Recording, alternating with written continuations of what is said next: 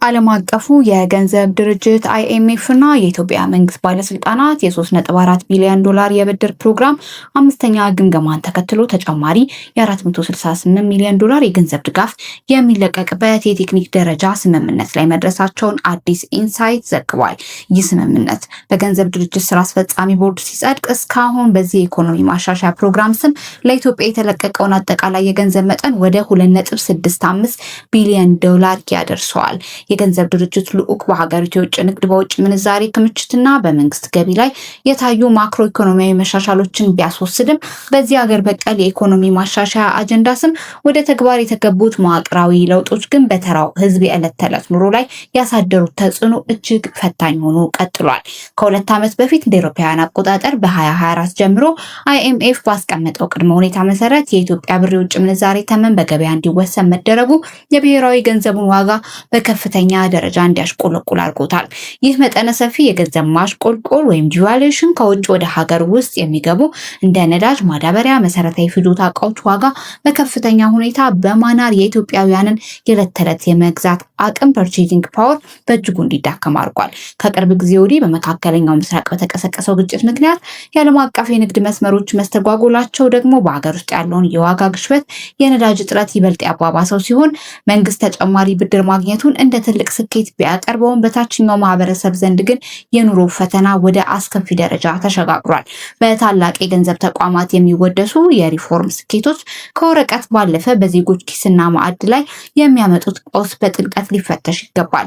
ጥብቅ የገንዘብ ፖሊሲ መከተልና የሀገር ውስጥ ገቢን ማሳደግ የሚሉት የIMF ምክረ ሀሳቦች ቀጥተኛ ጫናቸው የሚያርፈው የኑሮ ውድነቱ ትንፋሽ ባሳጣው ህዝብ ላይ በመሆኑ መንግስት ከብድር ማሳደድ ጎን ለጎን የማህበረሰቡን መሰረታዊ መግዛት አቅም የሚታደጉ የዋጋ ንረቱን የሚያረጋጉ ጠንካራ የድጎማ ደህንነት መረብ አሰራሮችን በአስቸኳይ መዘርጋት ይኖርበታል።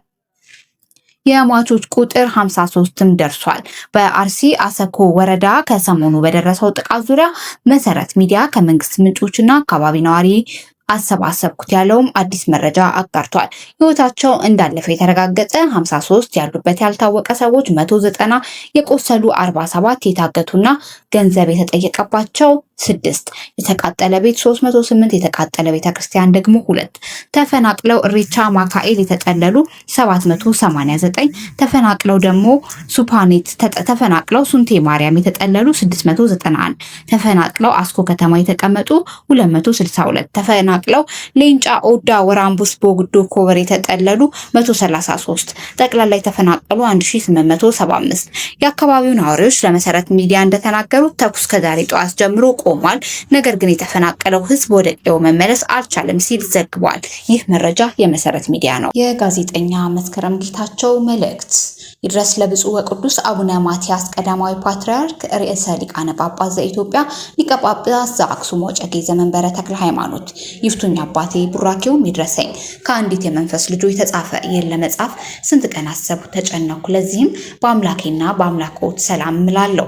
ለምን ቢሉኝ መልሴ ይህ ነው። አባቶቻችን በማህበራዊ ሚዲያ እየተናገርናቸው የጵጵስና ክብር እየቀነሰ ክህነትን አክብረው የሚኖሩትም እያሸማቀቅናቸው ምልክት እያጣን ነው ብዬ ስለማምን ነው። ከምንም በላይ ደግሞ አንዱ የቤተ ክርስቲያን ጠላት አለማክበር ክህነትን የሚያዋርድ ትውልድ መጥቶ እንደማመጥና እንድንለያይ ማድረግ በመሆኑ ለነሱ መሳሪያ ላለመሆን ነበር ቅዱስነቱ። ነገር ግን እኛ ልጆቻችሁ እናንተን ለመጠበቅ የምንደክመውን ያህል ለኛ አስባችኋል፣ ደክማችኋል ብዬ አላምንም። እናንተ ለኛ የጽድቅ መንገድ ትሆናላችሁ ስንል መሰናከያ እንዳትሆኑብን እንጨነቃለን። አስቀድሜ ለምጽፈው ነገር ይቅርታን እየጠየቅሁ በድፍረት ሳይሆን በቁጭት መጻፌ እንዲረዳኝ እጠይቃለሁ። በዚች ቅድስት እያልን በመንጠራት ሀገር በኦርቶዶክሳውያን ላይ ላለፉት 50-60 ዓመታት የደረሰውን በደል ለእርሶ መናገር ለቀባሪ ማርዳት ነው።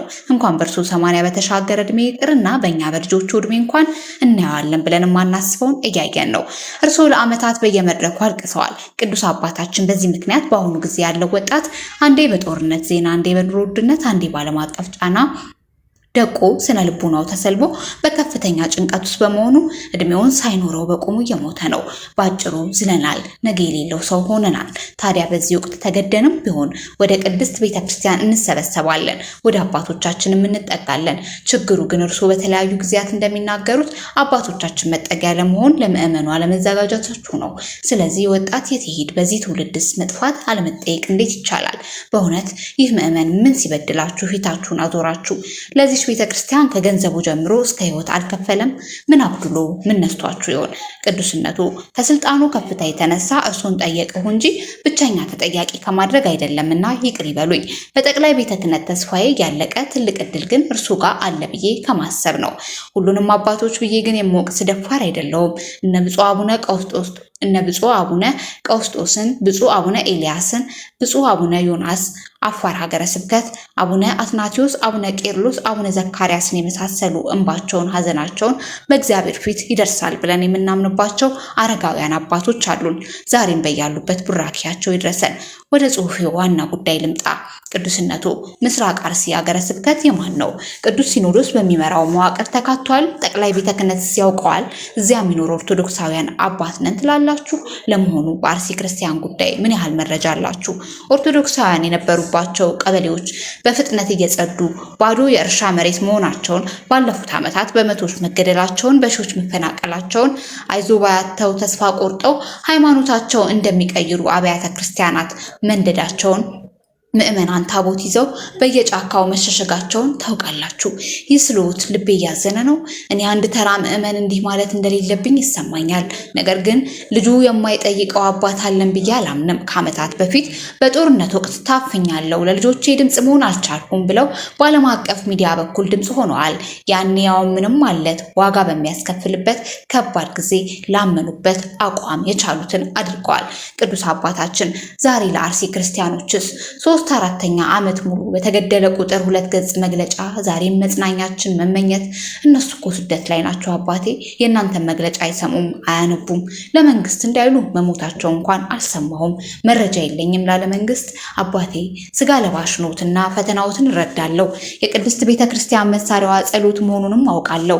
ግን ቅዱስነቱ እርሶ ምዕመን አይደሉም፣ ባለስልጣን ኖት። ምዕመንን ሊጠብቁ የተሰጡትን ስልጣን ነው እንዲጠቀሙበት በልጅነት እየጠየቅሁ ያለሁት። እርስዎ በዓለም የኦርቶዶክስ ክርስቲያን ቁጥር 2ኛ፣ ከኦሪየንታል ደግሞ በብዛት 1ኛ የሆነች ቤተክርስቲያን መሪ ኖት። ይህ ለእርስዎ ትልቅ እድልም ጉልበትም ሊሆን ይገባል ብዬ አምናለሁ።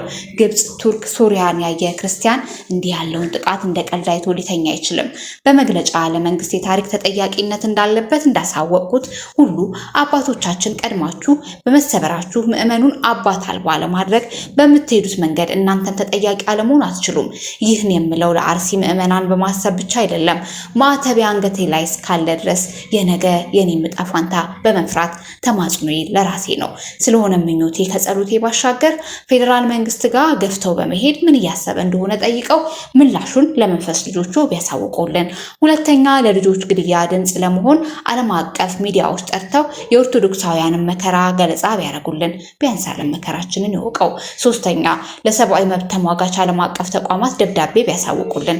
አራተኛ፣ ለተጎዱት ለተፈናቀሉት ወገኖቻችን አስቸኳይ የሰብአዊ መንፈስ ድጋፍ አስተባባሪ ኮሚቴ እንዲያቋቁሙልን።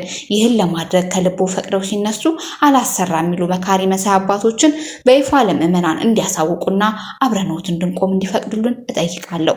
የእድሜ መግፋት የጤና ድካም ቢኖሩበትም እግዚአብሔር የሰጡት መንፈሳዊ ስልጣን የአባትነት ክብር ዛሬም ከቅድስት ቤተክርስቲያናችን ጋር አለ።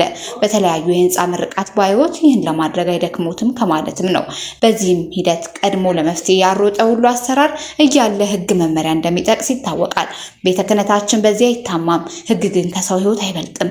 ካህናት ያላችሁት ምዕመናን ስላለን ነው። አባቴ በቀረችሁት እድሜ ይህን በማድረጉ የሚመጣቦ መከራ ቢኖር እንኳ ተጋፍጠው ለዚህ ትውልድ ቋሚ ምልክት እንዲሆኑ በልጅነት ዝቅ ብዬ እጠይቃለሁ። ቡራኬው ይድረሰኝ። የመንፈሱ ልጆ ወለተ ኪዳን ግንቦት 27 ቀን 2018 ተጻፈ በመስከረም ጌታቸው። እንኳን ደህና መጣችሁ ወደ ማልቲቪ ዜና መዝና